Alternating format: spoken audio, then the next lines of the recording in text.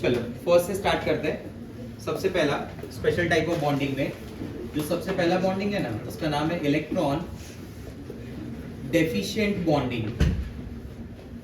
इसका जो नाम है क्या है, इलेक्ट्रॉन डेफिशिएंट बॉन्डिंग। इसका नाम खुद ही कुछ आपको पॉइंट आउट कर रहा है कि ये जो बॉन्ड है ना, this bonds are electron deficient. अभी तक तो मैंने ऐसा सुना था मॉलिक्यूल्स आर इलेक्ट्रॉन डेफिशिएंट, ये तो कुछ अलग ही बोल रहा है ना कि बॉन्ड्स आर इलेक्ट्रॉन डेफिशिएंट। अगर मान लो दो एटम के बीच में बॉन्ड बनाना है बिटवीन ए एंड बी, तो number of electrons required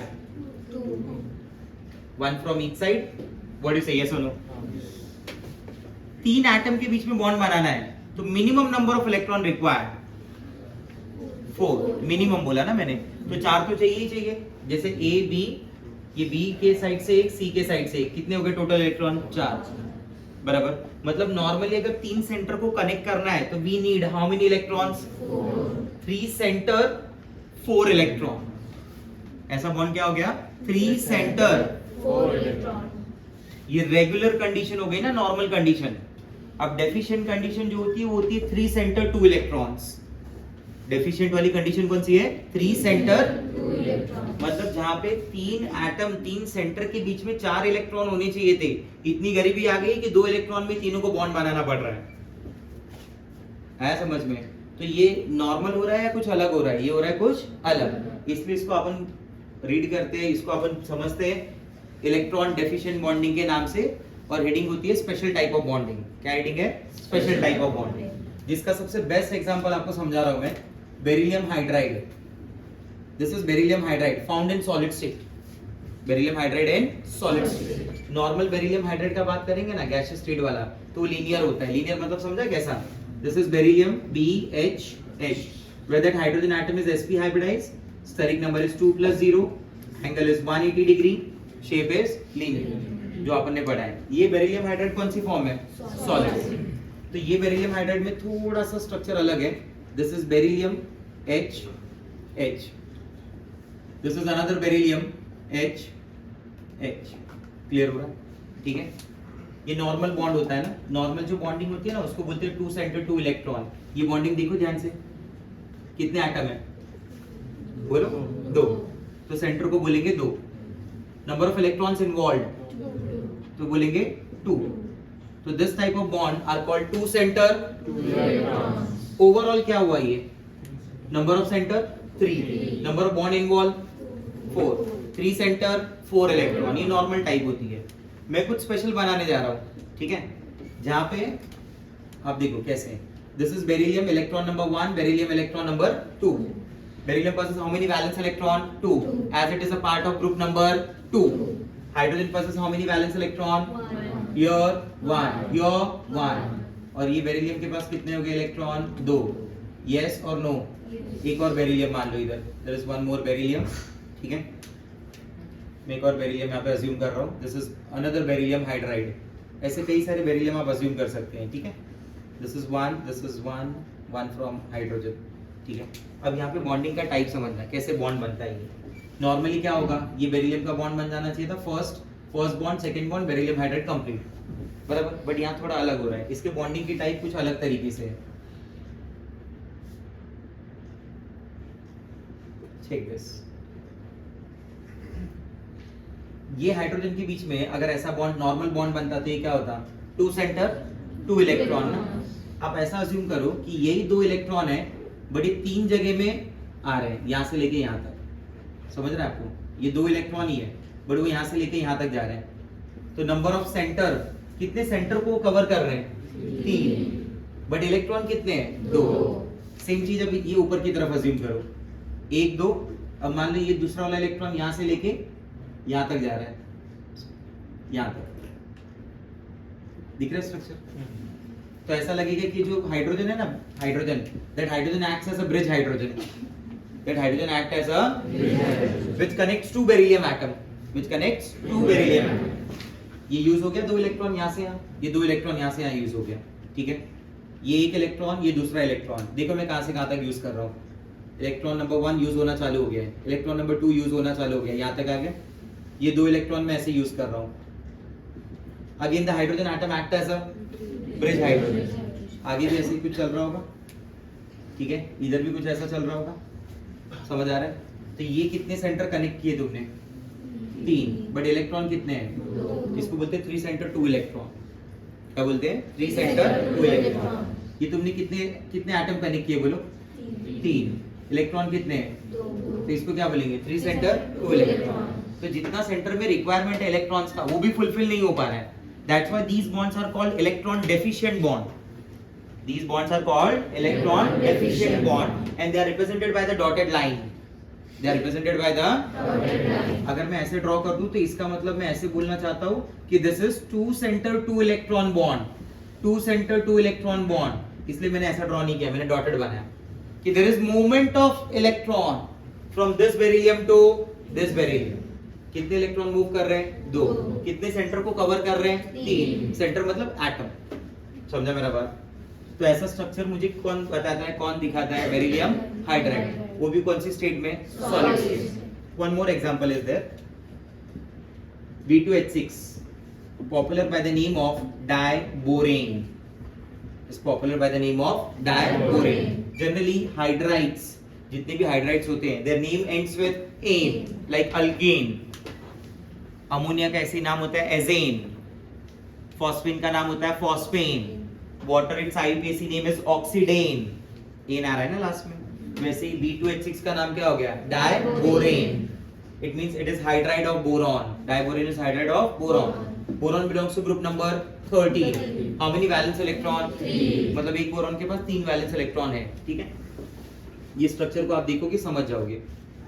this is boron atom number 1, boron atom number 2, valence electron number 1, valence electron number 2, valence electron number 3, valence electron number 1, valence electron number 2, valence electron number 3। Out of 6, 4 hydrogen atom are present at terminal.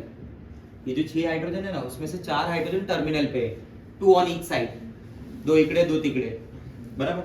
This is terminal hydrogen atom number 1, terminal hydrogen atom number 2। ये कौन सी bonding है? Normal bond है या deficient bond है? Normal bond. 2 atom 2 electron, 2 atom 2 electron, 2 centre 2 electron. HT इकडे पण HT, 2 centre 2 electron, 2 centre 2 electron. This is hydrogen atom, 1 electron का। This is hydrogen atom, 1 electron का, बराबर। ये भूल जाओ थोड़ी देर के लिए। 2 इलेक्ट्रॉन दिख रहे हैं तुमको? यही 2 इलेक्ट्रॉन यहां से यहां तक कवर करेंगे। So this hydrogen atom will act as a bridge hydrogen between 2 boron. How many center? 3। Number of electron present? 2। तो ये टाइप की बॉन्डिंग क्या हो गई? 3 सेंटर 2 इलेक्ट्रॉन। इधर भी दिख रहा है, ये रफ किया था, याद है? कितने इलेक्ट्रॉन हो गए? 2। कवर कर लो पूरा डिस्टेंस यहाँ से यहाँ तक। कितने एटम हो गए? 3। इलेक्ट्रॉन कितने यूज हुए? 2। बराबर। तो ये हाइड्रोजन को नाम क्या देंगे? Bridge hydrogen. So in B2H6, number of hydrogen atom acts as a bridge hydrogen 2. Number of hydrogen acts as a terminal hydrogen 4. Number of 2 center 2 electron type of bond. So there are 2 types of bond in this. Here there are 2 types of covalent bond. Type number 1 is 2 center 2 electron bond ना। पहला जो type है वो क्या है? 2 center 2 electron. 2 center 2 electron के कितने bond है? 4। 1 2 3 4। दूसरे जो बॉन्ड की टाइप है वो क्या है? 3 centre 2 electron. Tell me 3 centre 2 electron, come on. This is 1 2 3, 1 2 3, 3 centre 2 electron. इसके कितने बॉन्ड है? 2। ये 4 बॉन्ड है और ये कितना बॉन्ड है? 2। ये 4 बॉन्ड में टोटल कितने इलेक्ट्रॉन है? बोलो। ये 4 बॉन्ड के पास टोटल कितने इलेक्ट्रॉन है? 8 ना, क्योंकि ये 2 इलेक्ट्रॉन की टाइप है। ये 2 बॉन्ड में कितने इलेक्ट्रॉन है? 4। काउंट कर लो, इधर 1 2 3 4। याद आ रहा है? ये शुरुआत में बताया था ना, ये मान लो ब्लैक कलर से दिखा दिया, 4 इलेक्ट्रॉन्स। तो ये डेफिशिएंट बॉन्डिंग का पार्ट हुआ है, नहीं हुआ? सारे बॉन्ड डेफिशिएंट है या कुछ स्पेसिफिक बॉन्ड डेफिशिएंट है? कुछ स्पेसिफिक बॉन्ड। वो भी कौन से? ब्रिज वाले। टर्मिनल नहीं है, टर्मिनल नॉर्मल रूल को फॉलो करता है। तो अगर आपको कोई पूछे कि इन B2H6 molecule number of electron deficient bond, answer is 2। 3 centre 2 electron bond 2, 2 centre 2 electron bond 4। समझ गए बात को? क्लियर ये पॉइंट? ठीक है। तो this is electron deficient bonding. जो अगला स्पेशल टाइप बताने जा रहा हूँ ना, वो सच में बहुत स्पेशल है, बहुत सारी जगह पे यूज होता है। कभी एंट्रेंस में अगर अच्छा क्वेश्चन पूछना होगा तो वो बैक बॉन्डिंग को जरूर इन्वॉल्व करेगा, ठीक है। तो सेकंड टाइप इज सर जो इलेक्ट्रॉन डेफिशिएंट बॉन्डिंग होती है वो स्ट्रांग होती है कि वीक होती है? वीक है, वीक है, ये वीक बॉन्डिंग है। जो बॉन्डिंग है ना, ये वीक बॉन्डिंग है। ये अगेन वही एक फोर्स ऑफ अट्रैक्शन की तरह होती है। बैक बॉन्डिंग का डिस्कशन कर रहे हैं, ठीक है। बैक बॉन्डिंग में मैं कैसे बोल रहा हूँ कि what is basically back bonding, definition के हिसाब से तो नहीं बोल रहा हूँ, बट एक पॉइंट कैसे समझा रहा हूँ कि एक मॉलिक्यूल की फॉर्मेशन हो गई है, जो हमारे पास रूल्स है, वीबीटी, ये वो सब के अकॉर्डिंग मॉलिक्यूल बन के रेडी हो गया है, बराबर। बट उस मॉलिक्यूल में जो एक्सपेरिमेंटल डेटा है और जो थ्योरेटिकल डेटा है, दोनों मैच नहीं हो रहे हैं। आप समझे मैं क्या बोलना चाहता हूँ? Let's consider N example of BF3 molecule. अभी मैं पहले ही समझा रहा हूँ बैक बॉन्डिंग का कॉन्सेप्ट कैसे समझ में आया होगा। BF3 molecule, theoretical data, experimental data. BF3 का स्ट्रक्चर पता है ना आपको, बोरॉन, फ्लोरीन, फ्लोरीन, फ्लोरीन, ठीक है। Tell me what is the bond order, क्या हो जाएगा bond order? What is the formula for bond order? 1 plus number of pi upon sigma. How many pi? 0। तो वो रेशियो तो 0 हो गया, तो 1 प्लस 0 1। Very nice. इस एक्सपेरिमेंटल बॉन्ड ऑर्डर क्या आ जाएगा? Experimental bond order comes 1.33। Experimental bond order comes 1.33। According to me ये सिंगल बॉन्ड की लेंथ का है, बट इसका डेटा सिंगल बॉन्ड की लेंथ को मैच नहीं करता है। समझ रहे मेरी बात को? ठीक है। मेरे हिसाब से जैसे BCl3 हाइड्रोलिसिस के लिए जाता है ना, and it undergoes the complete hydrolysis and result in formation of orthoboric acid. BF3 complete hydrolysis ही नहीं करता। पॉइंट समझ रहे हैं? जैसे मैंने हर जगह अपन ये डिस्कस करते हैं ना, इसका नीड क्या है, जरूरत क्यों है, कैसे मालूम पड़ गया, तो ऐसा कुछ पॉइंट्स हैं। BF3 never undergoes complete hydrolysis, BF3 undergoes partial hydrolysis, बराबर। अच्छा, थियोरेटिकल डेटा मेरा कंप्लीट हाइड्रोलिसिस बोलता है। बोरॉन के पास वैकेंट ऑर्बिटल है, फ्लोरीन से कोई लेना देना नहीं है, तो फ्लोरीन की जगह क्लोरीन आए, ब्रोमीन आए, आयोडीन आए, उससे क्या फर्क पड़ता है? Boron possess vacant orbital, coordinate bond formation के थ्रू हाइड्रोलिसिस करा दो, बात खत्म हो गई। बट एक्सपेरिमेंटल डेटा बोलता है कि नहीं, ऐसा नहीं है। When BF3 undergoes hydrolysis it result in partial hydrolysis. Question समझ रहे कितने सारे आ रहे हैं? तो BF3 में ना बॉन्डिंग को देखा गया, तो उसमें बोला गया कि नहीं, जो हम सोच रहे थ्योरेटिकली उसके अलावा भी उसमें एक नया बॉन्ड बन रहा है। तो जो नया बॉन्ड है ना, उस बॉन्ड का नाम है बैक बॉन्ड, और कॉन्सेप्ट का नाम है बैक बॉन्डिंग। समझाओ? जो नया बॉन्ड बन रहा है वो नाम क्या है? बैक बॉन्ड, बराबर। कॉन्सेप्ट का नाम है बैक बॉन्डिंग। तो लेट अस अंडरस्टैंड दैट। मैं पहले इसको समझा देता हूँ और अच्छे से, कि इसके लिए, इसको समझाने के लिए मैं एग्जांपल ले रहा हूँ BF3 का। फिर boron, its atomic number is 5. What's the configuration for 5?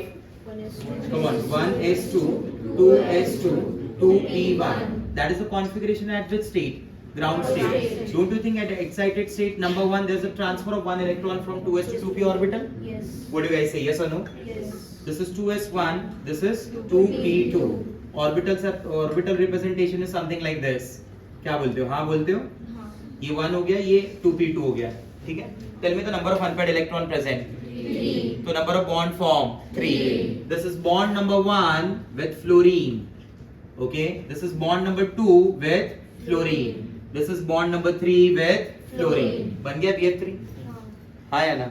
ये मर्ज हो जाते हैं, पता है ना? S और P का हाइब्रिडेशन हो जाएगा, मर्ज हो जाएगा, sp2 हाइब्रिड ऑर्बिटल बन गया, sp2 हाइब्रिड ऑर्बिटल ने ओवरलैपिंग कर लिया, डबल बॉन्ड बन गया, बराबर। Still there is one. Yes. Spelling बराबर है ना वैकेंट का? Still there is one vacant orbital. Vacancy है, अवेलेबल है, अप्लाई कर सकते हैं, बराबर। तो this is one vacant orbital. किसके पास? बोरॉन।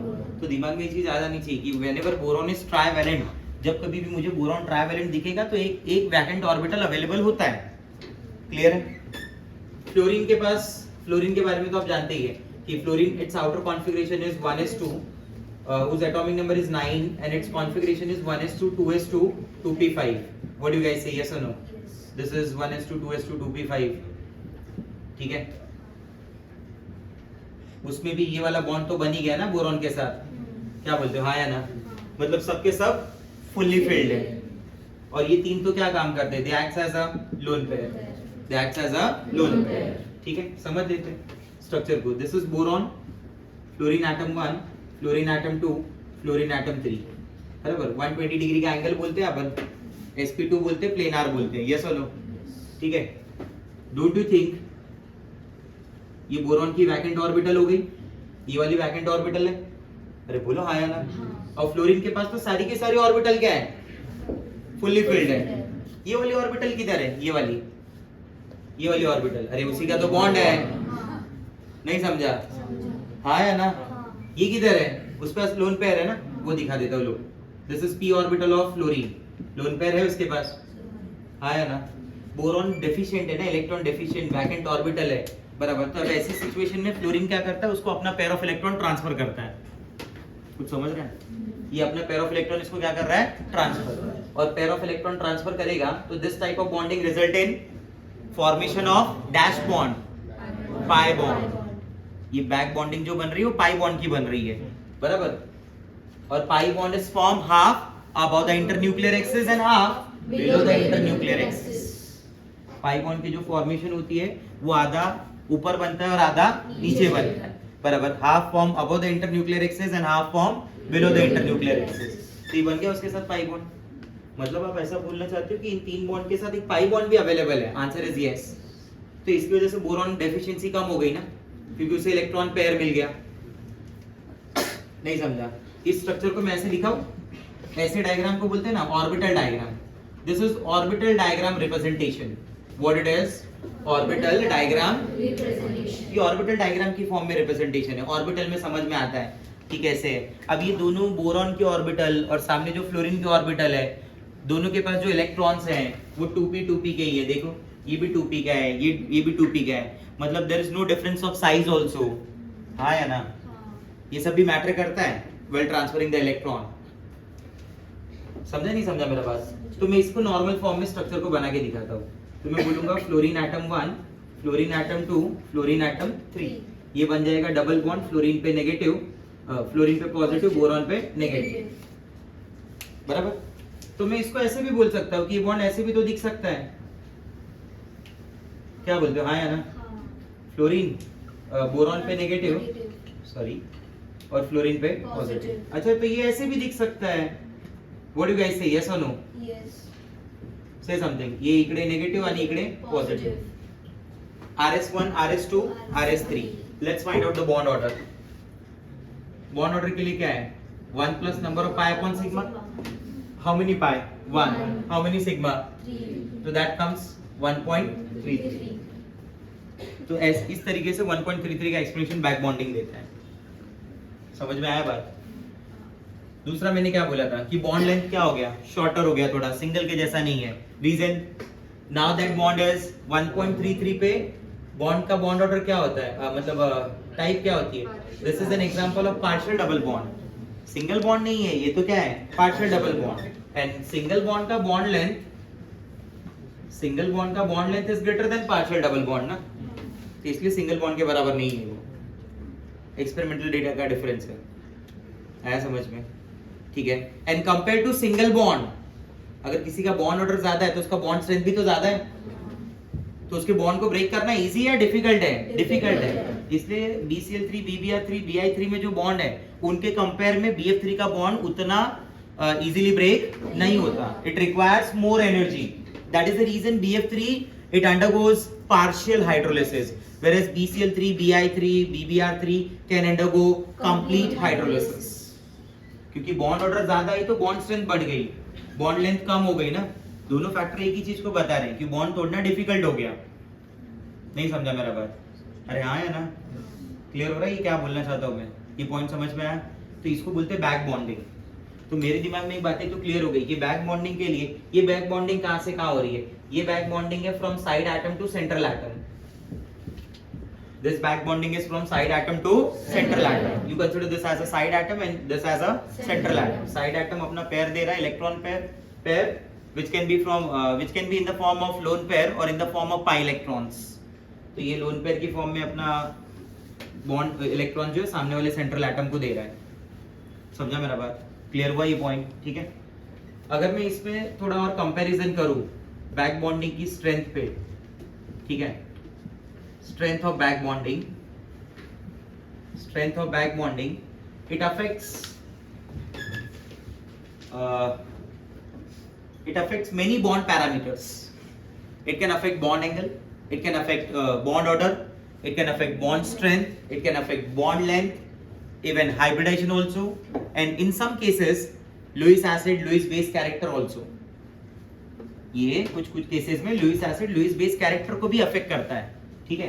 तो जैसे मैं बोलता हूँ कि स्ट्रेंथ ऑफ बैक बॉन्डिंग जो होता है ना, it is inversely proportional to, strength of back bonding is inversely proportional to Lewis acid character, Lewis acid character. अभी के लिए मैं इस पे ज्यादा फोकस कर रहा हूँ, ठीक है। ऐसे तो कई सारे पैरामीटर को अफेक्ट कर रहा है, लेकिन मैं अभी मेरा मेन फोकस है Lewis acid character. I hope शायद आपको ये पता हो कि लुईस एसिड क्या होता है। जो डेफिशिएंट सेंटर होते हैं वो इलेक्ट्रॉन की डिमांड करते हैं। जो भी कोई इलेक्ट्रॉन रिच दिखता है ना, तो उनको बोलते हैं क्या, इलेक्ट्रॉन ला का मतलब ही हुआ लुईस एसिड। तो जो इलेक्ट्रॉन मांगता है, बोलता है इलेक्ट्रॉन ला, वो कैरेक्टर क्या शो कर रहा है, लुईस एसिड। तो स्ट्रेंथ ऑफ बैक बॉन्डिंग का इनवर्स रिलेशन है। बैक बॉन्डिंग की स्ट्रेंथ जो है ना, वो कुछ इस तरीके से BF3 greater than BCl3 greater than BBr3 greater than Bi3, ठीक है। क्यों ऐसा है मैं वो भी समझा रहा हूँ। Is due to difference in their size of orbital. BF3 में जिन ऑर्बिटल के बीच में बातचीत है ना, वो 2p2p है, इलेक्ट्रॉन ट्रांसफर का बातचीत। इसमें 2p3p है, इसमें 2p4p है, और इसमें 2p5p है। 2p2p is like exchange of electron, yeah, 2p2p is like exchange of sand particle from 5-year-old baby to 5-year-old baby। आप समझे मेरी बात। एक 5-year-old बेबी दूसरे 5-year-old बेबी को क्या कर रहा है, सैंड पार्टिकल उठा के दे रहा है। तो दोनों के हाथों की साइज ऑलमोस्ट सेम रहेगी, जितना ये होल्ड कर पा रहा है उतना ऑलमोस्ट वो भी होल्ड कर लेगा। 5p से 2p की साइज का मतलब क्या मालूम है, कि एक तुम्हारे जैसा मोटा बेबी 5 साल के छोटे बेबी को सैंड पार्टिकल उठा के दे रहा है ना। अब कुछ भी हो, तुम्हारे हाथ का साइज उससे तो बड़ा ही रहेगा। यस और नो, समझा नहीं समझा? अगर दोनों एक जैसे, मतलब किसी ने किसी के एक्सेप्शनल ग्रोथ हुई है, हाँ वैसा ही हुआ ना। अगर तुम्हारा हाथ वैसा छोटा है तो तुम्हारे में भी हुआ, तुम्हारा सामने वाले का हाथ बड़ा है उतना, तो फिर हो पाएगा ऐसा नहीं ना।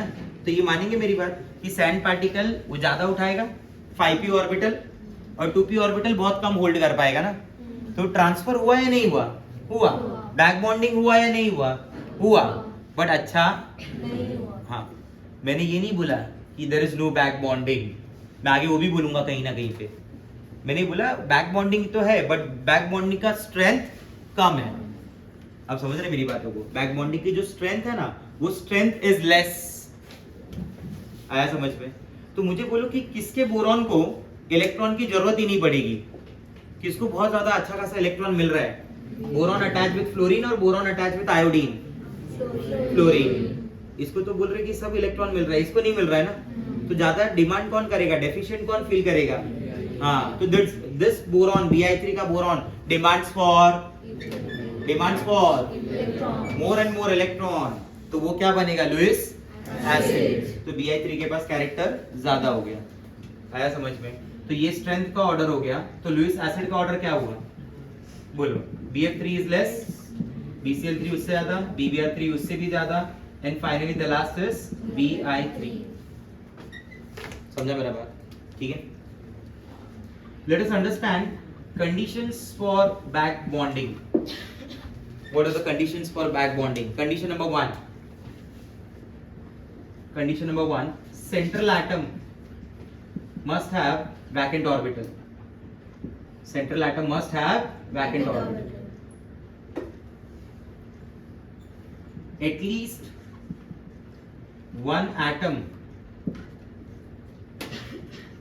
either सेंट्रल और साइड एटम, टर्मिनल नहीं बोलूं, साइड एटम बोलूं, ठीक है। एटलीस्ट वन एटम, इधर सेंट्रल और side atom should belongs to second period. कम से कम कोई एक एलिमेंट तो ऐसा होना चाहिए जो सेकेंड पीरियड को बिलोंग करना चाहिए. अगर दोनों थर्ड पीरियड वाले हैं, दोनों फोर्थ पीरियड वाले हैं, दोनों फिफ्थ वाले हैं, बराबर, तो उनकी बैक बॉन्डिंग इफेक्टिव नहीं होती. उनकी बैक बॉन्डिंग इफेक्टिव नहीं होती. है समझ में? क्लियर हो रहा है मैं क्या बोलना चाहता हूँ? मतलब कम से कम एक एटम तो किसका होना चाहिए? सेकेंड पीरियड का. मतलब ऑप्शन ऐसा दिया, सेकेंड पीरियड बैक बॉन्डिंग अच्छा हो सकता है, सेकेंड पीरियड थर्ड पीरियड हो सकता है, सेकेंड पीरियड फोर्थ पीरियड हो सकता है, सेकेंड पीरियड फिफ्थ पीरियड हो सकता है, थर्ड पीरियड फोर्थ पीरियड नहीं चाहिए, थर्ड पीरियड भी नहीं चाहिए. मैंने वही बोला ना कि उनकी साइज, ऑर्बिटल की साइज बड़ी होती है, तो उनके अंदर वो जो बॉन्डिंग है वो इफेक्टिव बॉन्डिंग नहीं हो पाती. ये इफेक्टिव बॉन्डिंग ज्यादा अच्छी, ये जो बॉन्डिंग हो इतनी ज्यादा इफेक्टिव कहाँ पे होती है? जहाँ पे ऑर्बिटल का साइज छोटा हो. जैसे जैसे ऑर्बिटल की साइज बढ़ती है वैसे इनके बीच की जो बॉन्डिंग है ना वो उतनी अच्छी नहीं होती. बराबर. दूसरा रीजन कहीं कहीं ऐसा भी होता है कि जो 3D वाले ये सब ऑर्बिटल होती हैं, बराबर, तो उनमें कहीं कहीं पे रेजोनेंस भी होने लगता है, तो दोनों थोड़ा कॉन्फ्लिक्ट होता है. जैसे ऐसा एक मॉलिक्यूल है OCl2 मॉलिक्यूल, वहाँ पे बैक बॉन्डिंग की कंडीशन तो स्पेसिफाई हो रही है एकदम बराबर. ऑक्सीजन, क्लोरीन के पास वैकेंट ऑर्बिटल, ऑक्सीजन के पास लोन पेयर, एक सेकेंड पीरियड एलिमेंट, एक third period element, but due to d orbital resonance उसके इन्वॉल्वमेंट की वजह से बैक बॉन्डिंग वीक हो जाती है, ना के बराबर हो जाती है. समझा? तो जैसे एक एग्जांपल देखते हैं. एग्जांपल में मैं मॉलिक्यूल रहा हूं NSi थ्राइस, NSi थ्राइस, और एक दूसरा मॉलिक्यूल में ऐसे ले रहा हूं PSi थ्राइस. ठीक है, देखना इनमें किस में बैक बॉन्डिंग होती है, किस में नहीं होती है. पहले वाले एग्जांपल को समझ लो. दिस इज नाइट्रोजन, बराबर, silicon bonded with 3 hydrogen, silicon bonded with 3 hydrogen, silicon bonded with 3 hydrogen. Expected, इधर मैं एक्सपेक्टेड लिखूंगा, इधर चाहिए तो ऑब्जर्व लिख दूंगा, बराबर. नाइट्रोजन के पास क्या है? एक लोन पेयर है, क्या बोलते हैं? हाँ या ना? ऑर्बिटल ऐसे दिखाई जाते हैं, ये लोन पेयर हो गई, this is a lone pair. इसका हाइब्रिडेशन क्या होना चाहिए? एक्सपेक्टेड हाइब्रिडेशन क्या होना चाहिए? Tell me the number of atom bonded. 3. Lone pair 1, 3 + 1 4 मतलब sp3. क्या बोलते हैं? हाँ या ना? Trigonal pyramidal, 3 + 1 trigonal pyramidal. Shape नहीं बनाया मैंने वैसा, बट समझ में आ रहा है ऐसा होना चाहिए. सिलिकॉन है, ठीक है, silicon belongs to group number 14, atomic number 14, उसका एटॉमिक नंबर भी 14 है. कॉन्फ़िगरेशन क्या होता है? 1s2 2s2 2p6 3s2 3p2, 3s2 3p2. ये हो गया 3s2, ये हो गया 3p2. बाजू में आता है 3d, 0 है. 3s2 3p2 3d 0.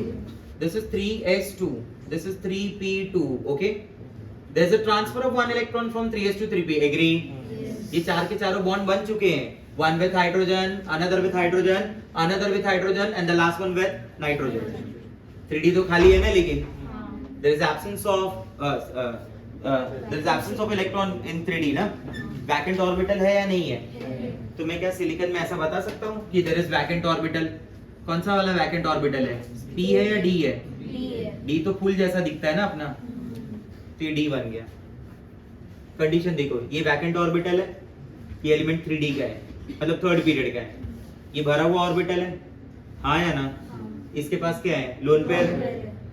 एक सेंट्रल एटम ऐसा हो जो वैकेंट ऑर्बिटल हो. मैं इसे टर्मिनल बोल सकता हूँ सिलिकॉन को. टर्मिनल का मतलब क्या होता है? एंडिंग. क्या ये एंड है? एंड तो हाइड्रोजन है ना, तो मतलब ये कंडीशन सेटिस्फाई हो गई. सेंट्रल एटम कंटेन, मतलब आप ऐसा बोलना चाहते हो कि in this molecule there are 2 central atom. Yes, of course, ऐसे भी मॉलिक्यूल होते हैं इनमें देयर आर 3 सेंट्रल एटम्स. मैंने कब बोला कि किसी मॉलिक्यूल में एक ही सेंट्रल एटम हो सकता है? 2 हो गए ना यहाँ पे, क्या फर्क पड़ता है? बोलो भाई, हाँ या ना? ठीक है, 2 हो गए ना, दोनों सेंट्रल एटम है. टर्मिनल तो एक ही है ना, कौन यहाँ पे? हाइड्रोजन. ठीक. सेकंड कंडीशन आपने क्या बोला था? एटलीस्ट वन एटम इधर सेंट्रल और side atom should belongs to second period, है ना? नाइट्रोजन अपना सेकंड पीरियड का. मैंने बोला दोनों तरीके नहीं चाहिए, तो बैक बॉन्डिंग हो सकती है नहीं हो सकती है? हो सकती है, बराबर. ये बैक बॉन्डिंग इधर से इधर हो जाएगी, ये देखो इलेक्ट्रॉन ट्रांसफर हुआ इसके साथ, it result in formation of pi bond बराबर, दैट इज करके ऐसा बना देंगे अपन, this is N double bond SiH3, silicon ने क्या किया, इलेक्ट्रॉन लिया तो will carry a charge of minus, nitrogen will carry a charge of plus, SiH3 इकडे पण SiH3 बराबर. Find out the steric number, expected वाला गलत हो गया, ऑब्जर्व देखो क्या आएगा अभी. Find out the steric number. Nitrogen को कितने एटम बॉन्डेड है, silicon number 1, silicon number 2, silicon number 3, tell me 3 plus 0, lone pair है ही नहीं, अब तो लोन पेयर तो पाई बॉन्ड बन गया, पाई बॉन्ड तो हाइब्रिडेशन का होता ही नहीं है, hybrid orbital never forms pi bond except benzene, तो 3 प्लस 0 म्हणजे sp2, earlier it was sp3 बराबर. तो बैक बॉन्डिंग ने हाइब्रिडेशन को चेंज कर दिया ना. I told you back bonding affects hybridisation, bond order, bond strength, bond angle, bond length, Lewis acid strength, Lewis basic strength, सबको affect करता है कौन, बैक बॉन्ड. तो ये हो गई बैक बॉन्डिंग की कंडीशन, और जो कुछ मैंने बोला हो गया बैक बॉन्डिंग को अफेक्ट करने वाले फैक्टर्स. समझा मेरा बात? अरे हाँ या ना. तो ये हो गया ना sp2, तो इसमें बैक बॉन्डिंग है या नहीं है, ऑब्जर्व में क्या दिखा है, बैक बॉन्डिंग है, इसमें बैक बॉन्डिंग नहीं है. समझा सकते हो कैसे सर, फॉस्फोरस सिलिकॉन दो सेंट्रल एटम है ना, दोनों थर्ड पीरियड के, तो इसकी बॉन्डिंग बैक बॉन्डिंग इफेक्टिव नहीं है. आप समझ रहे हो मैं क्या बोलना चाहता हूँ, ठीक है. तो मैं ऐसा एक क्वेश्चन दे रहा हूँ यहाँ पे,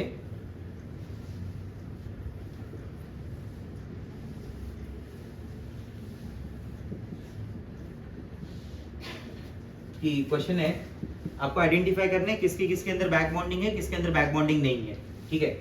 तो सबसे पहला हो गया जैसे नाइट्रोजन SiH3 थ्राइस बराबर, बैक बॉन्डिंग है या नहीं है, NHSiH3 ट्वाइस बैक बॉन्डिंग है या नहीं है. जब तक एक भी सिलिकॉन रहेगा बैक बॉन्डिंग रहेगा.